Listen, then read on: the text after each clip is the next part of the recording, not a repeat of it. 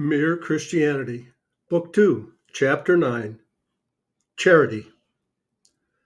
I said in an earlier chapter that there were 4 cardinal virtues and 3 theological virtues.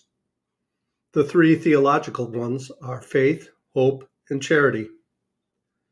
Faith is going to be dealt with in the last 2 chapters. Charity was partly dealt with in chapter 7, but there I concentrated on that part of charity which is called forgiveness. I now want to add a little more. First, as to the meaning of the word. Charity now means simply what used to be called alms, that is, giving to the poor. Originally, it had a much wider meaning. You can see how it got the modern sense. If a man has charity, giving to the poor is one of the most obvious things he does. And so people came to talk as if it were the whole of charity. In the same way, rhyme is the most obvious thing about poetry. And so people come to mean by poetry simply rhyme and nothing more. Charity means love in the Christian sense. But love in the Christian sense does not mean an emotion. It is a state not of feelings but of the will.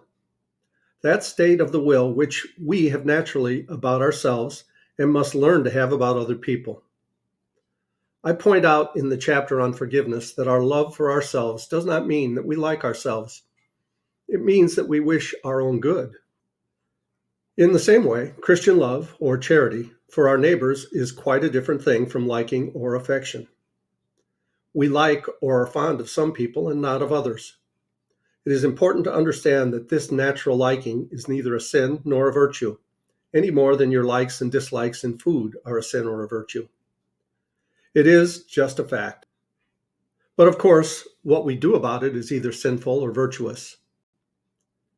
Natural liking or affection for people makes it easier to be charitable toward them. It is therefore normally a duty to encourage our affections, to like people as much as we can, just as it is often our duty to encourage our liking for exercise or wholesome food. Not because this liking is itself the virtue of charity, but because it is a help to it.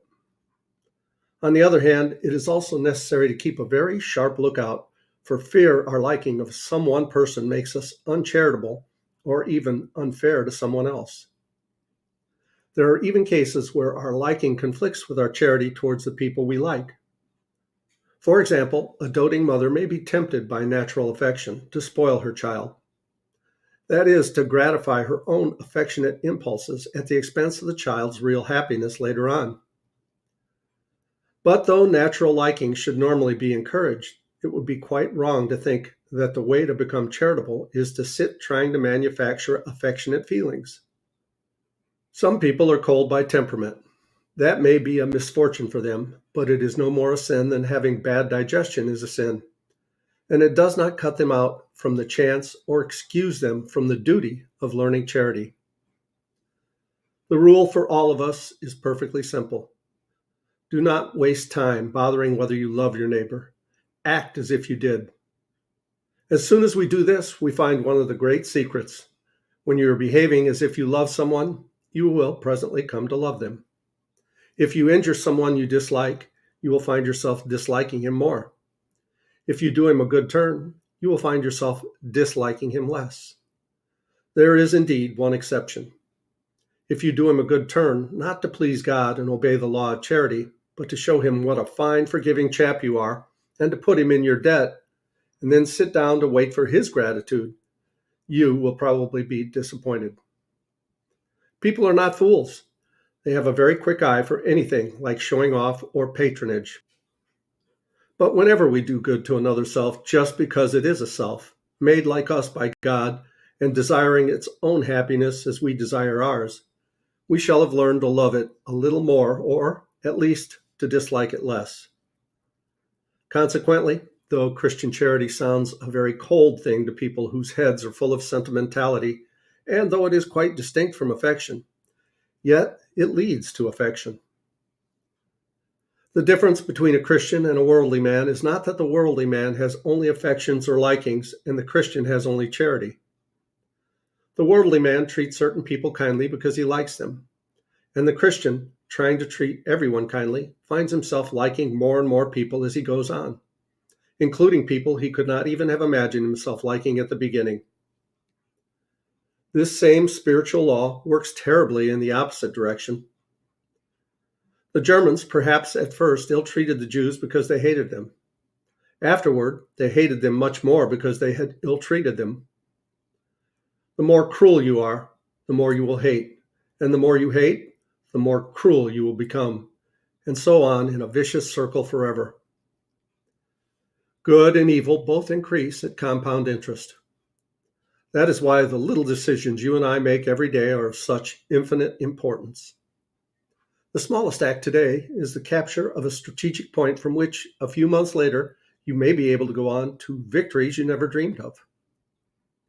An apparently trivial indulgence in lust or anger today is the loss of a ridge or railway line or bridgehead from which the enemy may launch an attack otherwise impossible.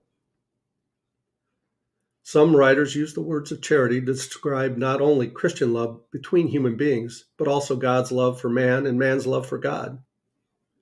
About the second of these two, people are often worried. They are told they ought to love God. They cannot find any such feeling in themselves. What are they to do? The answer is the same as before. Act as if you did. Do not sit trying to manufacture feelings. Ask yourself, if I were sure that I loved God, what would I do? When you have found the answer, go and do it. On the whole, God's love for us is a much safer subject to think about than our love for Him. Nobody can always have devout feelings, and even if we could, feelings are not what God principally cares about. Christian love, either towards God or towards man, is an affair of the will. If we are trying to do His will, we are obeying the commandment, "Thou shalt love the Lord thy God." He will give us feelings of love, if He pleases. We cannot create them for ourselves, and we must not demand them as a right. But the great thing to remember is that though our feelings come and go, His love for us does not. It is not wearied by our sins or our indifferences, and therefore it is quite relentless in its determination that we shall be cured of those sins at whatever cost to us, at whatever cost to Him. And we'll go on with chapter 10 in the next video. Thanks so much for watching. I love you guys. As Tigger says, ta-ta for now.